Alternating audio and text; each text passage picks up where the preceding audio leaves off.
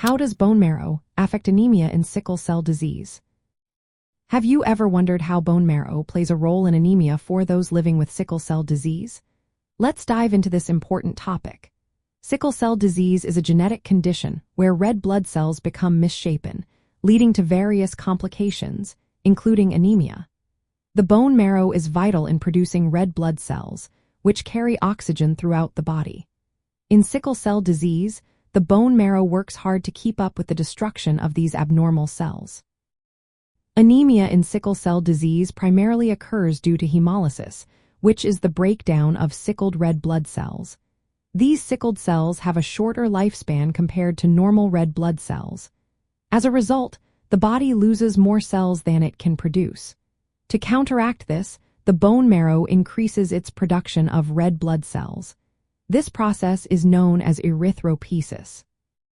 However, even with this increased effort, the bone marrow often cannot keep pace with the rapid destruction of sickled cells, leading to chronic anemia.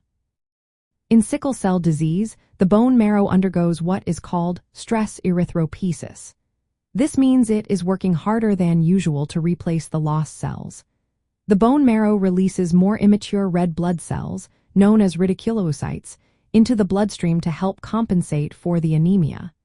Despite this, the bone marrow's efforts may still fall short, resulting in persistent anemia. There are also complications that can affect bone marrow function. For instance, bone marrow infarction can occur, which is the death of marrow tissue due to blocked blood flow from sickling. Infections or nutritional deficiencies can further compromise bone marrow function, worsening anemia. The type of anemia seen in sickle cell disease is primarily hemolytic, stemming from the destruction of red blood cells. The bone marrow's ability to respond effectively is a key factor in determining the severity of this anemia. Treatments often focus on supporting bone marrow function. For example, folic acid supplementation can aid in red blood cell production. Hydroxyurea therapy is another treatment that helps increase fetal hemoglobin, which can reduce sickling and hemolysis. In severe cases, blood transfusions may be necessary to temporarily replace the defective red blood cells. In summary, bone marrow plays a crucial role in managing anemia in sickle cell disease by attempting to compensate for the rapid destruction of sickled red blood cells.